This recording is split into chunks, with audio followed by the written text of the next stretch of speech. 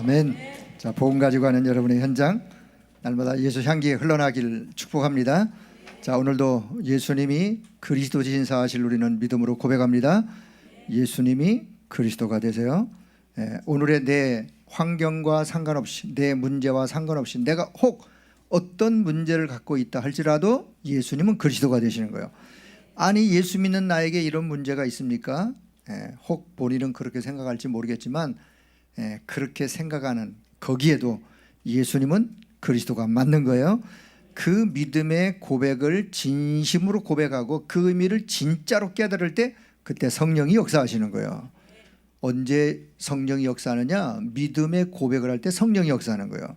예수님이 그리스도로 이 땅에 오셔서 내 인생의 모든 문제를 십자가에서 다 끝내셨다. 갈보리산의 언약이요. 갈보리산의 언약. 그 그리스도가 우리에게 하나님 나라 이루는 하나님 나라의 축복을, 하나님 나라 일의 비밀을, 그래서 하나님 나라의 축복을 누리며 이 땅에 사는 것이 저와 여러분 그리스도인의 삶이요. 그 삶은 내 힘이 아니라 오직 성령으로, 오직 성령으로. 그래서 결국은 증인되어지는, 그게 갈보리산, 감람산, 마가다락방의 언약이요, 138의 언약이요, 그게 새 절기의 유월절, 오순절, 수장절의 의미가 그 안에 담겨 있어요. 자, 세 가지 언약, 138, 새 절기, 새 절기 의미도 그 안에 같이 다 이렇게 연결이 되어 있어요. 한번 이거를 잘 생각해 보세요. 이게 성경 전체의 핵심이요, 결론이요. 성경 전체가 뭘 말하는 거냐? 이 부분을 말하고 있어요. 엄밀하게 말하면. 그래서 요 말씀이 날마다 여러분의 가슴판에 요걸 가지고 기도 제목을 삼아 한번 기도 한번 해보세요. 그러면 이 의미가 더 깊이 묵상되어지고 또 그 의미의 그 축복 속으로.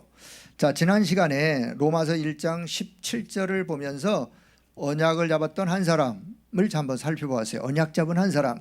자, 하나님이 원하시는 시대적인 계획을 내가 언약으로 잡았다면 하나님은 반드시 그 언약을 성취시키셔요. 왜냐? 하나님의 시대적인 계획이기 때문에 그래요. 여러분, 하나님의 계획은 반드시 성취되어집니다. 내 환경과 상관없이 내 믿음과 사실은 상관도 없어요. 믿음 없는 내가 하나님의 언약, 하나님의 계획을 언약으로 잡았다. 믿음 없는 나에게도 하나님은 그 언약을 성취하실 수밖에 없어요. 왜냐? 그게 하나님의 계획이기 때문에 그래요. 중요한 거는 하나님의 계획을 내가 시대마다 발견하고 그것을 내가 나의 언약으로 붙잡느냐, 그렇지 못하느냐. 이거는요, 어마어마한 차이가 있어요. 그래서 루터가 그 중세 시대에 로마서 1장 17절의 말씀을 언약으로 붙잡았어요. 오직 의인은 믿음으로 말미암아 살리라. 믿음으로 말미암아 살리라. 그게 루터의 신앙 고백이요. 왜 그런 언약을 잡았느냐? 사실은 그 언약은 바울이 기록한 로마서의 말씀이거든요. 그 당시에 로마 교황청이 예수 그리스도를 믿음으로 구원받는다라고 가르치질 않았어요. 예수 그리스도의 십자가 사건, 보혈의 피 공로로 죄사함 받는다라고 안 가르쳤어요. 죄를 지으면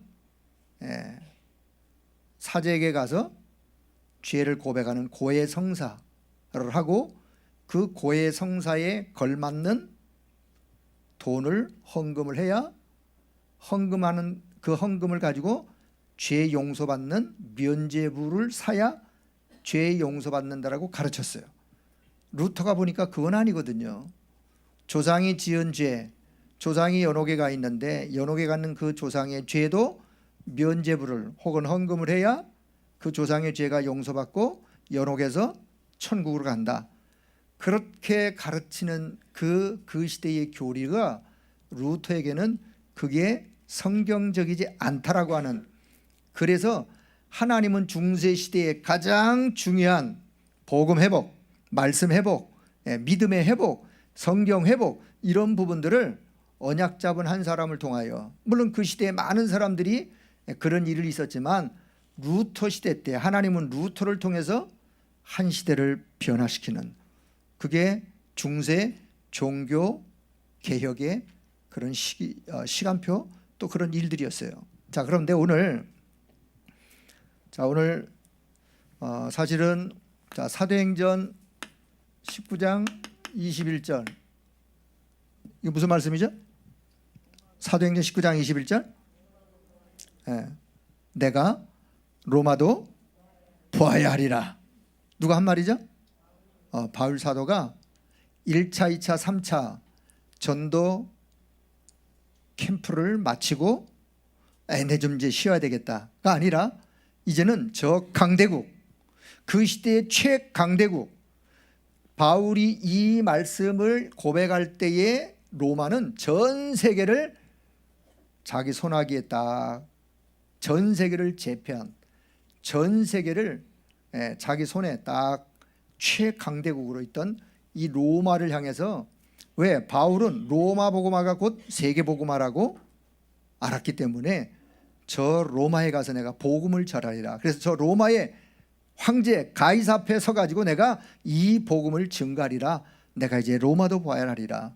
자, 이 언약을 잡고 사실은 바울이 사도행전의 역사를 사도행전 19장 요 이후부터 두란노 소원에서 또 2년 동안 말씀 운동을 펼치다가 20장부터 28장 로마로 가는 일정을 쭉 밟아갑니다. 자, 그러다 오늘 사도행전 오늘 28장 11절에서 15절이죠? 11절에서 15절. 자, 여기 지난 시간에도 제가 제목을 언약 잡은 한 사람, 지난 시간은 루터라고 하는 사람, 언약 잡은 한 사람. 자, 오늘 언약 잡은 한 사람, 이 한 사람이 누구죠? 바울, 언약 잡은 한 사람.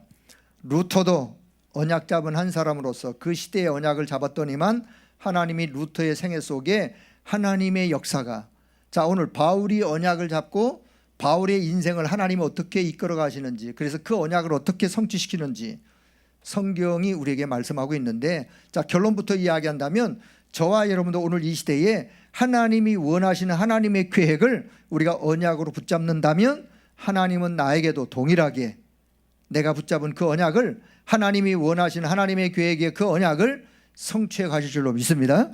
이 믿음을 가지고 우리도 시대마다 분명한 언약을 붙잡아야 될. 자, 그래서 언약 잡은 한 사람, 자, 이렇게 제목을 잡고 그냥 작은 제목으로, 작은 제목으로요. 자, 로마가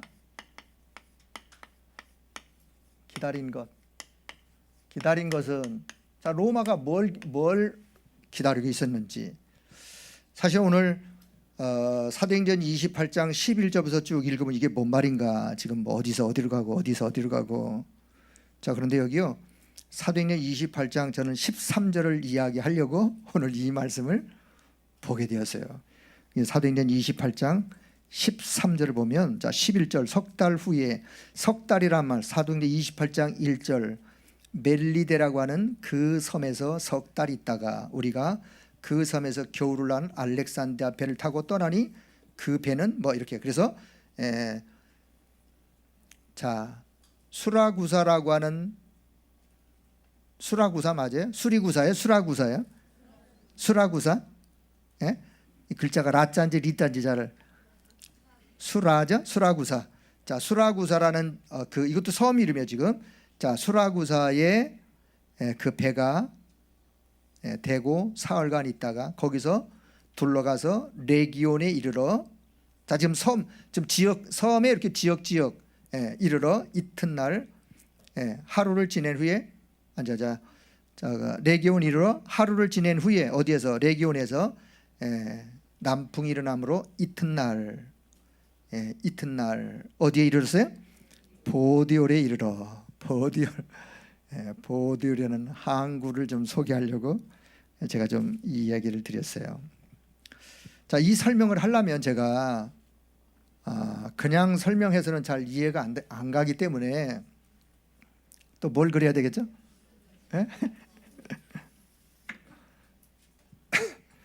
그냥 구경하세요. 그리지 말고. 그리기 힘든데 그냥 여러분은 제가 뭘 그리나. 왜냐하면 제가 이걸 설명하려고 하니까 지도를 안 그리면 전혀 설명이 안 돼서 사실요 제가 지도를요 제가 신학교 다닐 때 이 지도를 여러 번 그렸어요.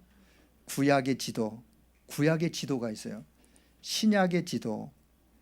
1분 10초만 설명드리면 10초만 설명을 잘 들으면 구약의 지도, 신약의 지도를 그릴 수 있어요. 몇 초요? 10초, 10초. 네. 머리는 안 나쁘다. 그분은 30초 그럼 30초. 30초만. 자, 신약의 지도를 한번 그려볼게요. 구약의 지도는 뭐 시간 없으니까 자, 요걸 자 여기서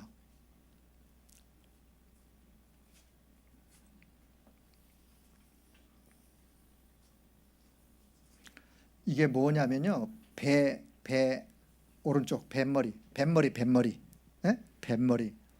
자, 뱃머리에 요 밑에 얼기설기 그물 해가지고 낚싯줄이 쭉 이렇게 내려오고, 자, 요 뱃머리 오른편, 자, 요 중간 지점에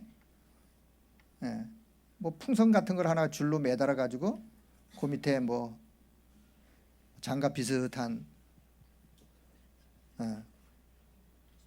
자, 이게 어디냐? 이게 지중해예요. 지중해 바다에 지금도 있어요. 지금 그리는 거는 이제 뭐 가짜를 그 상상해 뭐 그거 아니라 지금도 이 지구에 지금도 있어요. 자, 여기 조그만 섬 하나가 있어요. 여기 섬 하나가. 자, 요 섬이 뭔지 아세요? 이게 구브로 섬이에요. 구브로라는 섬.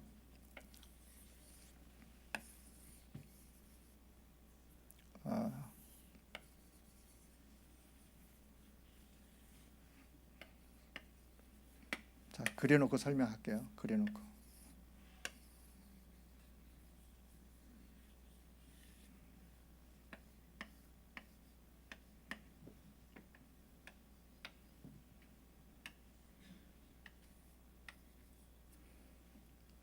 자, 이게 신약 지도예요. 신약 지도.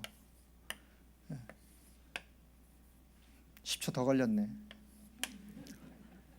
사실은 요쪽만 이해해도, 요 복음서만 이해해도, 여기 복음서 있죠? 자, 이스라엘 어디냐? 요가 이스라엘이에요. 여기가 이스라엘이요. 요게 이제 뭐냐? 요게 이제 갈릴리 바다. 요게 갈릴리 바다. 요게 요단강. 요게 사해 바다. 예. 사실 블레셋이 어디냐? 구약의 블레셋이 여기 있어요. 여기 블레셋. 지금의 팔레스틴 가자 지구 지금으로 말한다면, 자, 여기 어디냐? 요게 애굽이에요. 애굽. 요게 나일 삼각주. 여기가 야곱의 일행들이 갔던 고센 땅이에요. 고센 땅. 옥토가. 이게 뭐냐? 이게 물줄기예요. 지중해 물줄기. 나일 삼각주의 가장 비옥한 토지. 요게 뭐냐? 요게 나일강. 구약의 사실 요 구약의 이야기인데, 자, 사도행전, 자, 복음서가 마태마가 누가 요한복음이 어디서 있냐면 여기 바로 요가 예루살렘. 자, 여기 구약으로 따진다면 남쪽에는 남쪽 유다의 수도 예루살렘, 북쪽의 수도 사마리아. 자, 이게 이제 구약 이야기고, 신약은 복음서에 예수님이 어디에 오셨느냐?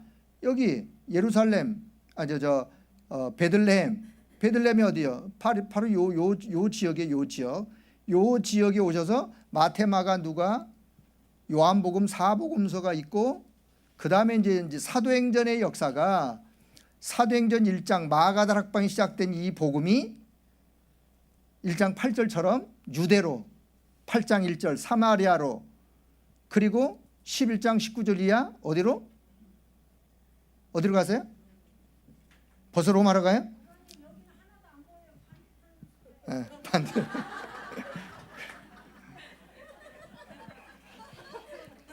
자, 그래요. 네. 자, 복음이 사도행전 11장 19절 이하 어디로 갔어요? 어디로? 아니, 벌써 마게도냐가 어디예요? 사도행전 11장 19절 안디옥으로. 여기가 바로 여기 안디옥이요. 자, 안디옥. 자, 그렇게 해서 안디옥 교회가 세워지고 그 이후에 사도행전 13장 1절에 3절 안디옥 교회의 담임 목사 바나바 바울을 전도팀이 구성되어 세계 선교가 출발되어 언제 사도행전 13장 1절에 3절부터 세계 선교가 제1차 바울의 전도 캠프가 시작이 되죠. 어디에? 13장에서 자, 안디옥에서 시작된 이 전도 캠프가 13장 구브로 여기에 누가 있었죠? 누가 살고 있었어요? 이 섬에 누가 살고 있었어요? 사도행 13장 4절 이하에 박수무당에게 장악되었던 누구? 총독. 그지 구브로 섬에서 있었던 이야기요. 그래서 사도행 13장 1절 4절 이하부터 구브로 섬에 왔다가 자, 요 이제 육지로 올라가. 여기 비시디아 안디옥. 자, 여기 안디옥은 요건 수리아 안디옥이에요. 13장 후반에 비시디아 안디옥. 그다음에 제일 핍박이 심했던 루스드라, 더베, 유테네가 다시 와서 1차 캠프가 끝나고 자, 뭐 다 지금 그걸 다 설명할 수 없으니까 복음이 어떻게 흘러갔는가 사도행전 13장에서 14장으로 자 15장 총회 이후에 16장에 와가지고 자 여기 어디냐 여기가 들어와 사도행전 16장 6절에서 10절 드로아에서 뭔 환상을 보죠? 마게도냐 환상을 봐요. 마게도냐 여기 어디냐 여기 흑해요. 흑해 바다라 말이에요. 바다 드로아에서 이 바다 넘어 마게도냐 환상을 보고 드로아에서 어디로 가냐 마게도냐 첫성 빌립보 사도행전 16장 이야기요. 드로아에 빌립보 마게도냐 첫성 빌립보 사도행전 17장 자 여기가 데살로니가 17장 자 17장 10절 여기가 베레아 17장 16절 자 여기가 어디냐 여기 아덴 지금으로 말하면 아테네 고대 올림픽 발생지 아테네 여기 사도행전 17장 16절 자 여기 고린도 사도행전 자 고린도 사도행전 몇 장이야? 18장이요. 18장 고린도 자 그러다가 이제 19장이 어디냐 19장 요게 이제 소아시아 여기가 소아시아 7교회 중에 대표적인 에베소 자 여기 사도행전 19장 요 에베소 지역의 두란노 손에서 2년 있다가 내가 이제 로마도 보아야 하리라. 19장 21절 사실 요 에베소 지역에서 두란노 소원 사건 이후에 복음으로 내가 이제 로마에 이 복음을 전해야 되겠다. 그래가지고 자 어디로 오느냐 예루살렘으로 와요. 안디옥으로 가는 게 아니에요. 예루살렘으로 와가지고 예루살렘에서 재판을 받으면서 죄수의 몸이 되어 배를 타고 구브로라고 하는 이 섬 해안을 지나서 쫙 오다가 여기 어디냐 여기가 이제 멜리데 해안에 여기가 어디냐 미항이라 해서 미항 자 멜리데가 아니고 그레데 참 그레데 자 멜리데가 아니야 자 그레데 자 이제 여기 이제 설명이 나오니까 자 그레데라고 하는 27장 자 사도행전 27장 7절 8절 그레데 미항 자 그러다가 자 여기 조그만 섬이 하나 있어요. 섬 여기 조그만 섬 자 사실은 그레데 미항에 와서 바울이 뭐라 그랬느냐 지금 보니까 지금의 항해로 가면 우리가 큰 여러 가지 어려움을 겪는다. 그래서 요 겨울이 좀 지나고 가자라고 바울이 좀 그런 얘기를 하니까 거기 이제 백부장이 바울의 말보다 누구 말을 선주의 말을 더 믿고 출발해요. 그래서 미항에서 사실은 좀 있었어야 했는데 가다가 여기서 뭘 만나요? 유라굴로 광풍을 만나요. 풍랑을 만나가지고 14일 동안, 자 14일 동안 아주 사투를 헤매다가 결국은 여기서 풍랑에서 결국 어디까지 하나요? 여기. 자, 요 조그만 섬, 여기 어디냐면 여기 이제 멜리데예요. 멜리데. 자, 멜리데라는 섬. 여기가 이제 여기 이제 사도행전 28장 1절이요. 자, 여러분 사도행전 28장 1절. 멜리데. 자, 그리고 이제 요것도 이제 섬이에요. 여기도 섬. 여기도 섬인데 멜리데에서 며칠 있었느냐? 며칠 있었다 그래요? 멜리데에서 여기 보니까 3개월을 머물렀다. 28장 1절 11절 28장 11절 석 달 후에 그 석 달 어디 있었느냐? 28장 1절 멜리데라고 하는 그 섬에서 석 달을 있다가 그리고는 28장 12절 어디로? 자, 여기가 어디냐? 여기가 수라구사. 28장 12절 수라구사에서 며칠 있었어요?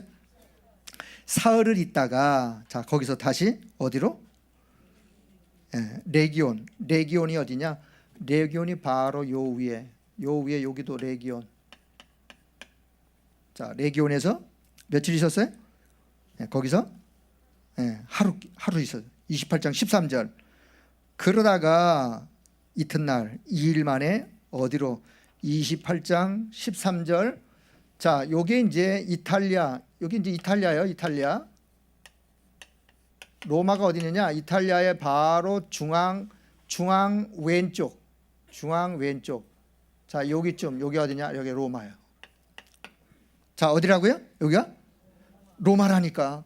바울이 지금 예루살렘에서 로마로 갔다. 그러면 감이 안 와. 이 지금 예루살렘에서 로마를 어떻게 갔는지. 자, 지도를 보면 예루살렘에서 로마를 어떻게 갔는지가 여기서 그냥 비행기 타고 붕 간 게 아니에요.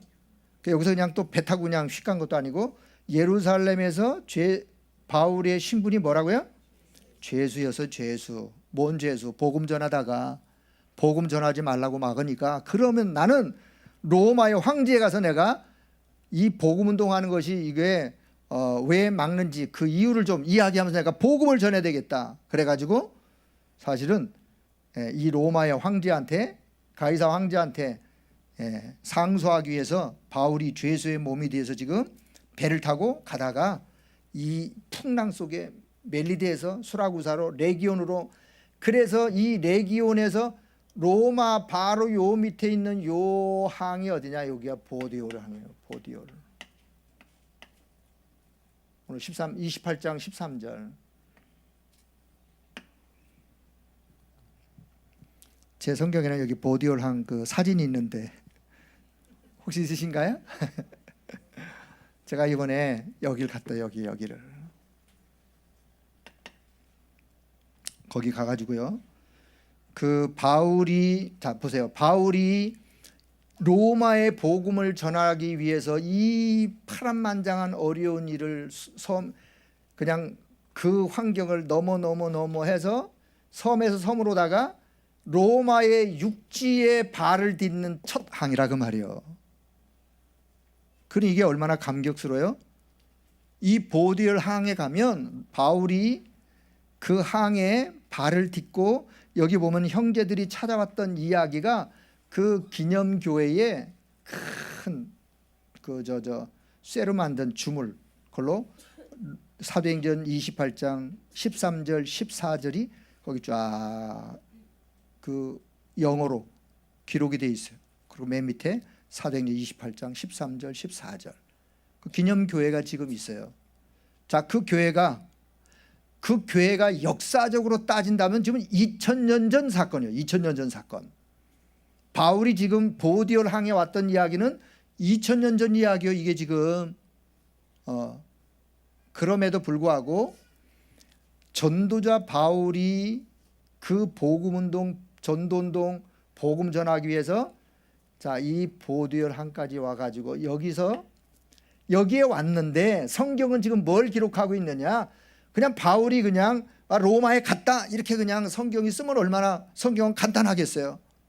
여러분, 성경은 그렇게 기록하지 않습니다. 성경은 사건 하나하나를 그 사건 속에서 역사하신 하나님의 손길과 그 다음에 전도자가 어떻게 인도받아가는 이 과정을요 지금 세밀하게 기록하고 있어요. 자, 여기 보니까 보디올 항에 이르는데 14절, 거기서 누구를 만나세요? 형제들을 만나 그들의 청함을 받고 이래를 일주일을 그들과 함께 머물렀는데, 그래서 우리는 이와 같이 로마로 가니라. 바울이 여기에 온다는 소식을 로마에 있는 형제들이 듣고 보디올 항까지 지금 마중을 나온 거예요. 마중을 나와서 지금 그들이 만나요. 저는 그 장면을 회상하면서 이 역사적인 현장에 전도자 바울이 비록 죄수의 몸으로 왔지만 이 현장에 바울을 마중 나오는, 바울이 오는 것을 환영하기 위해서 여기에 오는 형제들이 있었다는 사실, 그리고 그 뒤에 보니까 그곳 형제들이 우리 소식을 듣고, 우리가 온다는 소식을 듣고 아비오 광장 트레이스 타베르네까지 맞으려고 마중 나온 그 주변에 있는 지역에 있는 이름이에요. 오니 바울이 그들이 온 것을 보고, 자, 바울이 뭐라 그래요? 하나님께 감사하고 담대한 마음을 얻으니라. 저는요 이 장면의 이 말씀을 읽으면서 가슴이 찡해요. 가슴이 찡해. 제가 이 가슴 찡한 게 어떻게 전달이 잘 안 되는 것 같아요 지금. 제가 그 현장에서요, 그 현장에서 거기서 제가 우리 간 팀들을 한 28명인데 제가 거기서 성경을 읽었어요.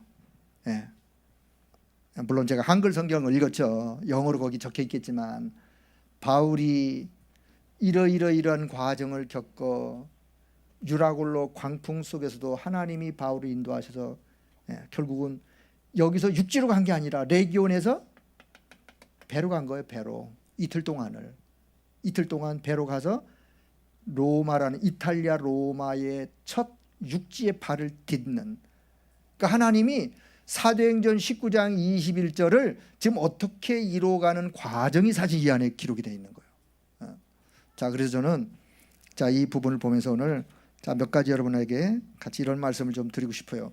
바울이 그래서 로마에 가서 보디올 항에서 그 형제들을 만나 함께 로마에 갔어요. 그 로마에 가서 가이사 황제에게 상소하고 결국은 사도행전 28장 30절 31절 로마에 있는 셋집에서 감금이 되어,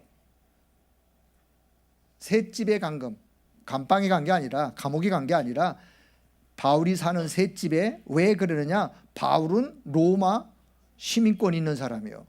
로마 시민권이 있는 사람이기 때문에 함부로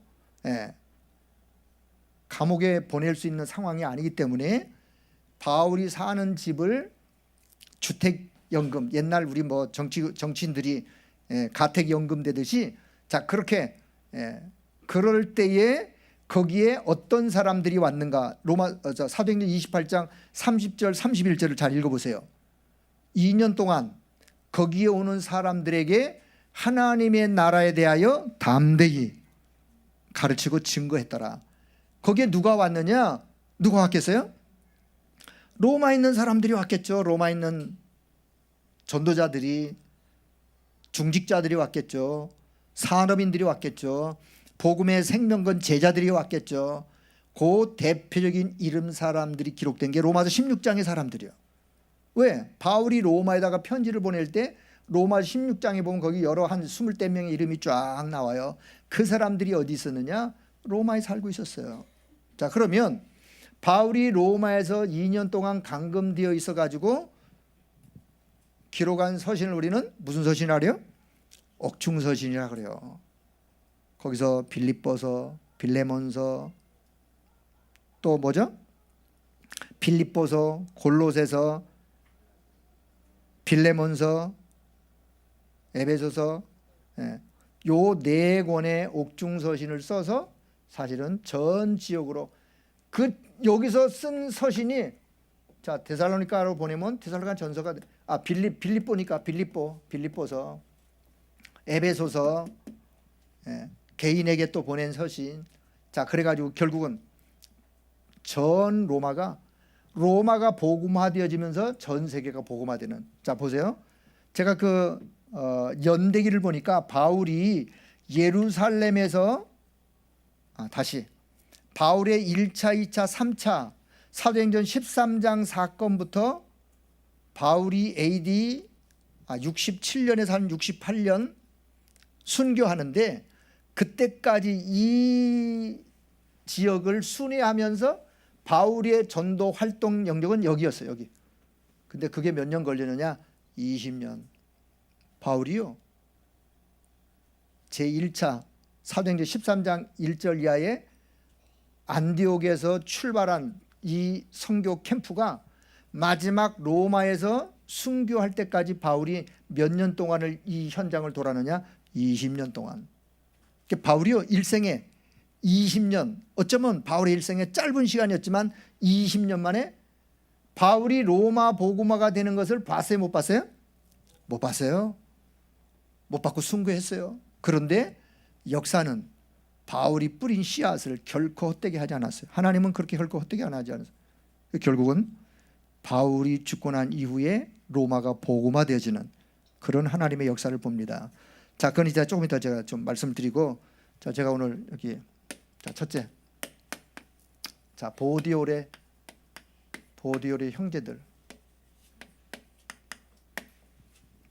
자, 이 보디올 항에 바울이 온다는 것을 소식을 듣고 바울이 오는 것을 맞이하기 위해서 보디올에 모였던 형제들이 있었어요. 자, 이 사람들이 어떤 사람들이었는가를 보니까 성경은 기록하고 있지 않지만 사도행전 2장 10절에 초대교 오순절에 거기에 모였던 15나라 사람들 중에 누가 있었어요? 누가 있었어요? 사도행전 2장 10절에 사람이 있었다니까요. 로마에서 온 나그네. 로마에서 온 나그네. 오순절 성령 강림의 역사 때 그때 로마에서 온 나그네들이 거기에 누구누구 사람 이름은 기록되지 않았지만 사도행전 18장 브리스길 아굴라가 그때 로마에서 있다가 오순절 성령 강림의 역사 때 성령 충만의 역사를 현장에 있었지 않겠는가. 추측도 해봐요. 그런 추측도. 그래서 나중에 로마에서 쫓겨나서 고린도 18장 사도행전 18장 고린도로 오게 되었는데, 자 그래서 사도행전 2장 10절 로마에서 온 나그네 이들을 통해서 이미 로마의 복음이 전파되어 복음을 받고 로마 복음화를 위해서 하나님이 준비해 놓으신 남은 자들이요. 이 자들이요. 자, 사도행전 2장 10절 로마에서 온 나그네 이 사람들은 누구였느냐? 로마 복음화를 위하여 하나님은 오래전에 예배해 놓았던 로마 복음화를 위한 남은 자, 렘넌트. 하나님은 시대마다 그 시대의 그 현장에 복음 운동을 위해서 남겨두신 그 자들이 있어요. 하나님의 그 원대한 계획, 로마 복음화는 하나님의 계획일까요? 그래요. 로마 복음화 하나님의 계획이에요. 그 하나님의 계획에 결국은 하나님이 남겨두신 그 자들. 자, 이 자들은, 이 형제들은, 자 바울이 왔을 때 이 보디올 항구에 바울을 맞이하기 위해 오셨던 이 형제들은 자 로마 복음을 해서 준비된 남은 자라고 이미 말씀을 드렸어요. 자, 그 로마 복음화를 위해서 준비된 자, 하나님께서 준비해 놓은, 하나님이 준비해 놓은 자들이에요. 준비해 놓은 자. 여러분 마중물이라는 뜻 아세요? 마중물. 마중물. 시골에서 살았던 분은 그 물이 마중물인지 뭔지도 모르면서 저희 그 시골에 그 마당 그 한쪽으로 가면 뭐가 있냐면 펌프가 있어요. 펌프. 근데 이게 한 30분 지나면 물이 쭈르륵 내려가 가지고 물이 없어. 그럼 요 옆에 그냥 이렇게 뭐 항아리 같은 여기에다가 물을 좀 이렇게 담아 놓으면 바가지 갖다가 한 바가지 퍼 가지고 거기다 붓고 막 펌프질하면 밑에서 물이 올라와요. 이렇게 물이 올라오면 또 이제 또 지저분하니까 또 몇 번 이렇게 한참 퍼내고 그 다음에 이제 먹는 물을 좀 받는데, 요 항아리에서 요 한 바가지, 예? 한 뭐라 그래요 이거, 한 바가지 요 붓는 요 물을 이름하여 뭐라 그래요? 이거 뭐 마중물이래요. 마중물. 요게요, 요게 없으면 저 밑에 저 펌프 저 밑에 우물 저 밑에 물이 아무리 많이 있어도 요거 없으면 못 빨아당기는 거예요. 그러듯이 요 마중물의 효과, 요 마중물의 역할, 요 마중물이 필요한 거예요. 전도운동 하는 데는 누군가가 현장에 하나님이 남겨두신 마중물 같은 요런 자들이 현장에 필요하다 그 말이에요. 하나님은 요런 자를 남겨두셨어요. 그 자들이 사실은 남은 자들이에요. 로마 복음화를 위하여 하나님이 이미 예비해 놓은 자, 오래전에 벌써 사도행전 2장 10절 사건하고 바울이 로마 보디올 향해 갔을 때는 이미 벌써 세월이 계산해 보면 나오겠죠. 몇 년 후인지. 예. 벌써 몇십 년의 세월이 지나간 텀이 있는. 자, 그래서 하나님이 로마 복음원에서 마중물처럼 남겨두신 자, 그 자들이 바로 렘넌트가 누구냐? 그런 자들이 렘넌트예요.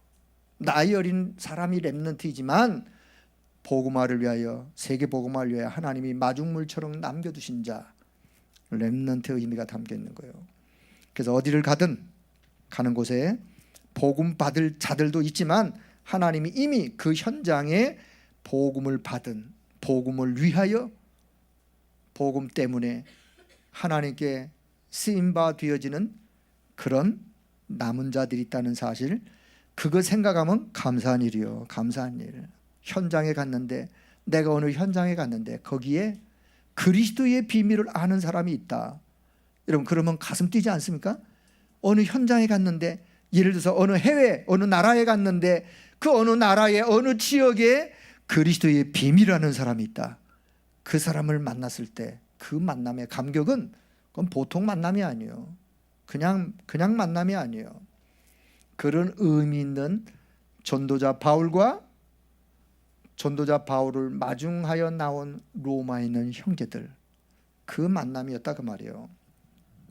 자, 그들이, 자, 세 번째는 자, 그들이 함께 있기를 청하여 며칠간 있었어요. 거기서 7일간 있었어요. 그 형제들이요, 바울이 온 그 소식을 알고 그 보디올 항에 가서 그 바울을 맞이하면서 만나서 그들이 함께 며칠간을 머물렀느냐? 7일간을 머물렀어요. 여기에서 7일 동안. 그러면 성경에 기록은 없지만 바울이 그 형제들하고 7일 동안 머물러서 뭐 했을까? 윷놀이 했을까요? 화투치기 했을까요? 뭐 했을 것 같아요? 뭐 했어요? 여러분이라면 뭐 했겠어요? 여기서 그 감격적인 그 순간에 그 만나서 뭐 했겠어요? 우리 오랜만에 만났어요. 우리 한번 볼 한번 찹시다 그럴까요? 아니요. 7일 동안 뭐 했겠는가? 함께 있으면서 뭐 했는지, 그게요, 이걸 보고 우리는 만남의 축복이라고 하는 거예요. 만남의 축복, 이걸 보고 우리가 뭐라 그래요? 팀 사역이라고 그러는 거예요. 제가 이런 생각이 들었어요. 바울이 이 형제들을 만나서 극적인 만남 속에 바울과 이 형제들과 7일 동안, 이 형제들이 7일 동안 간청을 했어요.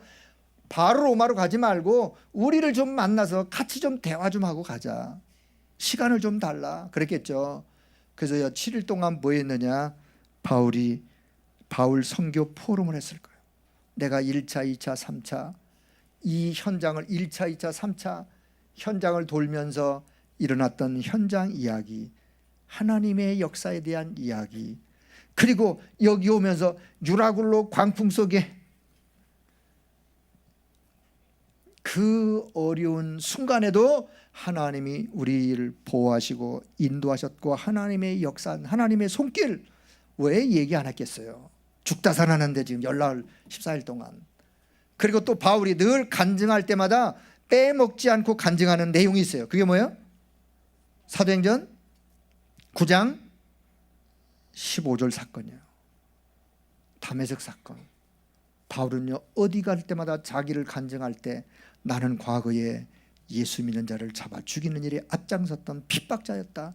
나는 핍박자여 포행자여 죄인 중에 괴수 같은 나에게 하나님께서 은혜를 주셔서 내가 구원받고 전도자가 되어 복음 전하는, 그때 내가 돌로 치는 일에 앞장섰던 스데반 사건, 그런 일이 왜 기억이 안 나겠어요? 평생토록 바울은 평생 잊을 수 없는 사건 중에 하나가 스데반 사건이에요. 왜? 그 스데반, 전도자 스데반, 하나님의 사람 스데반을 돌로 치는 일에 앞장섰던 사람인데, 그리고 다메섹 사건에서 부활하신 그리스도를 만나는 사건은 평생 잊을 수 없는 사건이에요. 저는요, 요 7일간 팀사에 가면서 이때 하나님이 바울에게 역사하셨던 그 하나님의 역사, 하나님께서 주셨던 그 은혜, 이런 부분들을 함께 나누면서, 자, 팀사에게 목적이 뭐냐? 그래서 말씀을 통해서, 복음을 통해서 그 사람들의 잠자는 신앙을 일깨우는, 잠자는 영혼을 일깨우는, 그리고 인생의 삶의 목적이 달라졌다면 그 인생의 삶의 목적을 바르게 설정하도록, 이제는 남은 인생 무엇을 위해 살아야 되는지, 인생을 바르게, 바른 목적을 향하여 바른 선택을, 오직 복음과 전도, 선교를 위해서 살아가야 될 그런 방향을 맞출 수 있도록, 자, 여기서 답을, 복음으로 완전히 답을 주고, 답을 줄 뿐만 아니라 결론을 내리도록, 답을 얻었다면 이제는 전도와 선교를 위해서 살아갈 결론을 내리고, 자, 그러면 인생의 방향을, 전도와 선교에 맞춘 방향을 설정하는, 올바른 방향을 설정하는. 여러분, 현장에서 팀사에 갈 때 팀사에게 목적입니다. 내용은 복음을 가지고, 내용은 그리스도의 비밀을 가지고, 내용은 하나님의 말씀을 가지고 하지만 그 사람을 세우는 거예요, 짧은 시간에. 그리고 그 사람의 인생의 방향을 하나님이 쓰실 수밖에 없는 사람으로 인생의 방향을 딱 맞춰주는 거예요. 그리고 깨끗하게 아낌없이 모든 걸 다 내려놓고 떠나면 되는 거예요.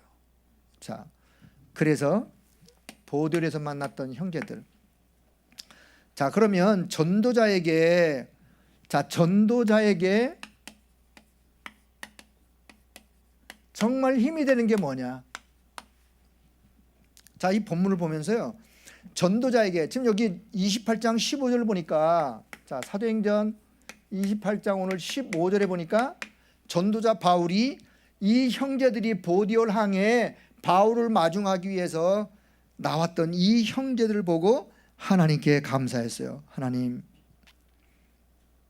로마에도 이런 복음의 사람을 남겨두셨군요. 하나님, 내가 로마의 복음화를 위해서 오게 되었는데 이들과 함께 로마 복음화할 수 있도록 하나님 이들을 남겨주셔서 감사합니다. 단순히 이들을 만나서 감사합니다가 아니라 하나님이 지금 로마 복음화를 위하여 남겨두신 그런 자들을 생각하면서 하나님 앞에 감사하고, 여기 보니까 바울이요, 담대한 마음을 얻으니라. 담대한 마음을 얻으니, 바울이 힘을 얻었다 그 말이에요. 이들을 보면서 힘을 얻었어요. 왜요? 바울이 지금 죄수의 몸으로 왔어요. 로마 가이사 황제 앞에 지금 서야 돼요. 바울도 사람인데 그들을 보면서 위로와 힘이 되어지는, 위로와 힘이 되어지는. 자, 전도자에게 진짜 힘이 되어지는 건 뭐냐? 요 사람들처럼 하나님이 복음 전도를 위하여 남겨두신 남은 자, 계속 반복되지만 복음과 전도를 위하여 하나님이 그 현장에 남겨두신 자, 그 자들을 볼 때마다 전도자는 힘이 나게 되어 있어요.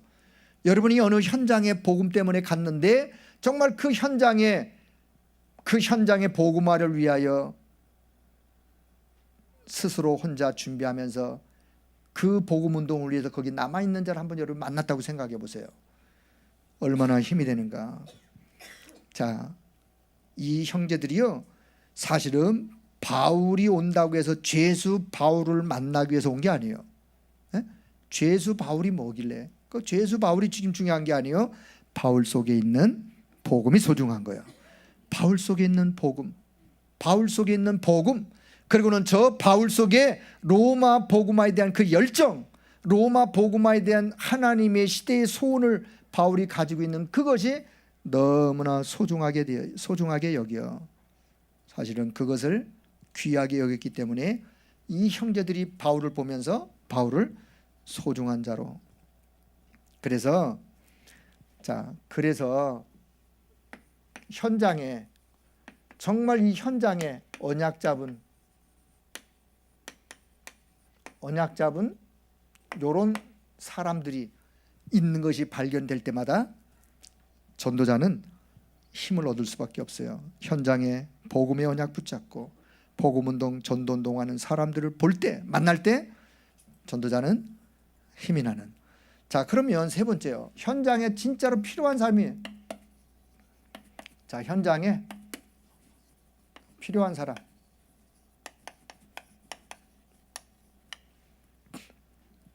자, 현장에 어떤 사람이 필요하겠는가? 현장에 어떤 사람이 필요하겠어요?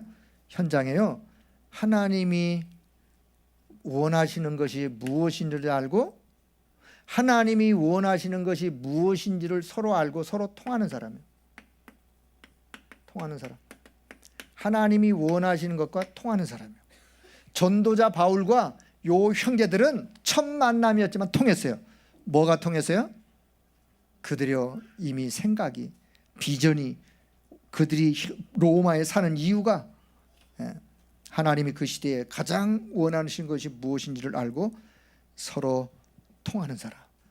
현장에 누가 필요하냐? 현장에는요, 전도자가 얼마나 소중하냐, 전도자의 소중함을 아는 사람. 여러분, 현장에 전도자가 얼마나 소중하냐, 그 현장을 살리느냐, 그 현장을 사각지대로 재앙지대로 놔두느냐, 사실은요, 엄밀하게 말하면 전도자의 손에 있어요. 현장에서 전도자의 소중함을 여러분 잘 아시길 바랍니다. 그 사람과의 만남. 그래서 복음 때문에 어떤 사람 서로 힘이 되어지고, 서로 힘이 되어지고, 서로 위로가 되어지고, 그리고 서로 하나님께 감사가 드려지는 이런 사람이 현장에 필요한 거예요. 자, 그럼 이제 말씀의 결론을 맺도록 하겠습니다. 자, 저는 오늘 무엇을 제가 증거하려고 했느냐, 제가 보디올 항에서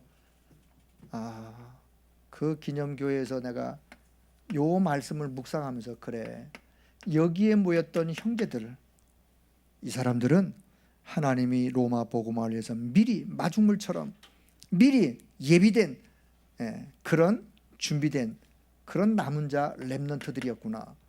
로마 복음화를 위해서 바울이 가니까 얼마나 그들이 바울 오는 것을 기대했으면, 그냥 바울 오는 것이 아니라 바울 속에 담겨있는 바로 그 복음, 그게 소중하기 때문에. 로마에 지금 뭐가 필요하냐? 로마가 기다린 것은 바울을 기다린 게 아니에요. 로마가 기다린 것은 바울을 기다린 것이 아니라 로마가 뭘 기다렸냐? 바울 속에 담겨있는 복음을 기다린 거예요. 바울 속에 담겨있는 그 복음. 로마에 가장 필요한 것이 뭐냐? 복음이요. 하나님은 로마에 뭐가 회복되기를 원하시느냐? 복음이요. 자, 보세요. 로마가 어떤 나라냐? 이런 말이 있어요. 모든 길은 로마로. 그 당시에 있었던 말이에요. 지금도 그 말이 있어요. 자, 모든 길은 로마로. 그 말이 무슨 말인지 아세요? 로마가 전 세계를 제패하여 로마의 영향권 안에 있었기 때문에 전 세계가 중요한 일을 위해서는 어디로 가야 되나? 로마로 가야 돼요. 그래서 전 세계 로마가 전 세계로 뭘 닦았느냐? 도로를 닦았어요. 도로를. 군사 도로를 닦았다니까요. 전 세계를 하나로 통일하는 군사 도로, 전 세계를 하나로 모으는. 자, 모든 길은 로마로. 로마는 하루아침에 세워진 것이 아니다. 로마여 영원하라. 로마에 오면 로마의 법을 따르라. 이런 말이 그냥 나온 말이 아니에요. 그만큼 로마가 그 시대의 최강대국이기 때문에. 어쩌면요, 세계 중심축이 로마 중심으로 돌아간다 해도 틀린 말이 아닐 정도로 그 당시에 세계의 중심축이 로마를 중심으로 자 그랬던 찬란한 문화, 로마의 찬란한 문화, 막강한 로마의 힘, 그 힘의 소유자 로마. 놀라운 거는요, 그 로마가 그 막강한 힘, 그 찬란한 문화가 근데요 가만히 보면 누구를 위하여? 저 유대 땅, 아무 이름 없는 어느 한 젊은 청년, 예수라는 사람, 예수라는 그분이 예수라는 분이 그리스도라는 사실을 드러내는 일에 로마가 쓰임받았어요. 그 찬란한 문화, 그 찬란한 로마의 역사, 그 막강한 권세 있는 그 힘, 그 힘이요, 하나님이 그 로마를 왜 그렇게 세웠느냐?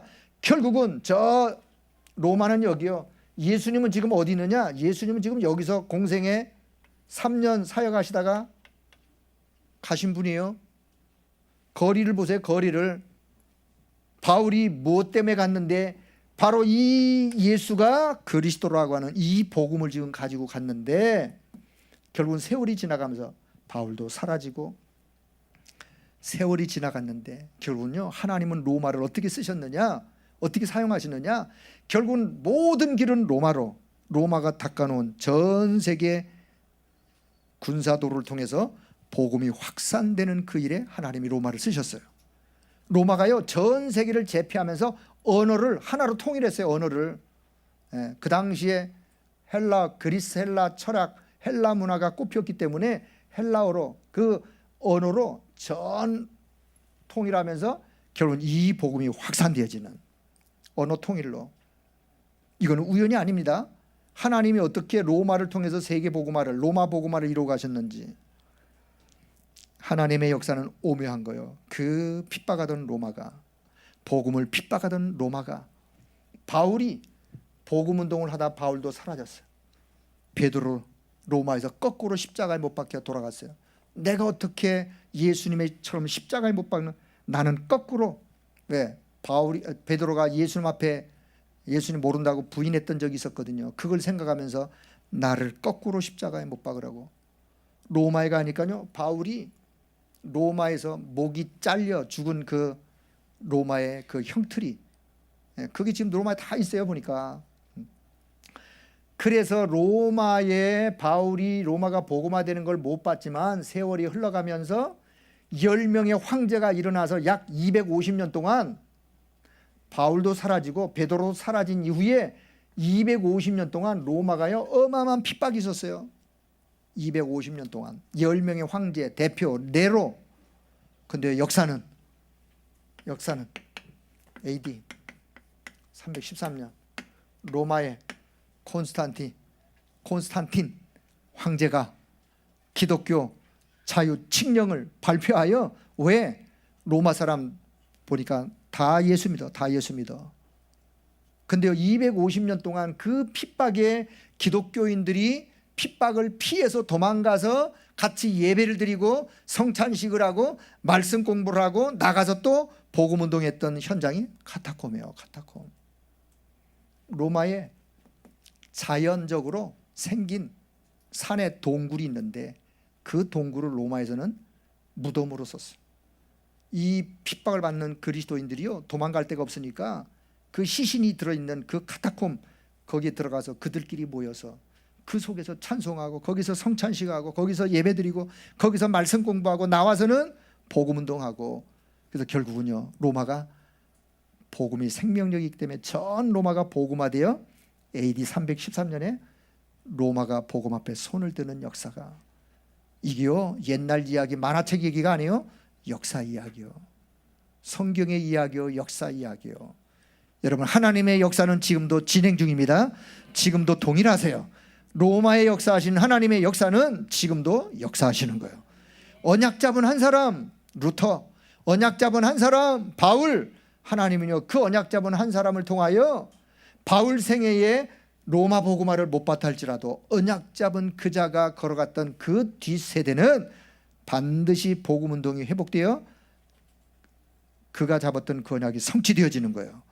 그래서 여러분, 제 말씀의 결론, 중세 시대를 겪으면서, 자 이게 이제 초대교회 AD 313년, 이게요 중세 시대를 겪으면서 중세 시대에 바울이 복음했던 이 현장이 다 흑암으로 잠식되어 버리는 500년 이후에, 그래서 요 이탈리아,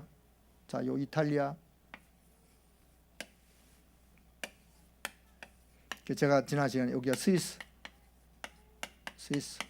여기 어디요? 여기 독일, 여기가 체코.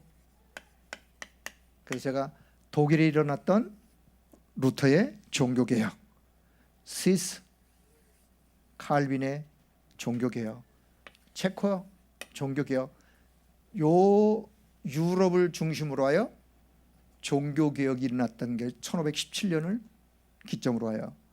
그런데 500년이 지났어. 500년이. 근데 지금은 전 세계의 영적 상태, 어둠이 잠식되어 버린, 사도행전 이사야 60장 2절, 온 땅이 어둠으로 캄캄함이 만민이 가린 이때에 하나님 우리에게 말씀합니다. 일어나서 빛을 발하여라. 생명의 빛을 발하여라. 그리고 하나님은 누구를 남겨두셨느냐?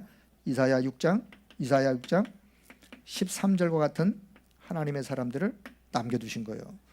그래서 언약 잡은 한 사람을 통하여 하나님은 당신의 계획을 이루어 가신다. 우리가 237개 나라 다민족, 237개 나라를 가봤습니까?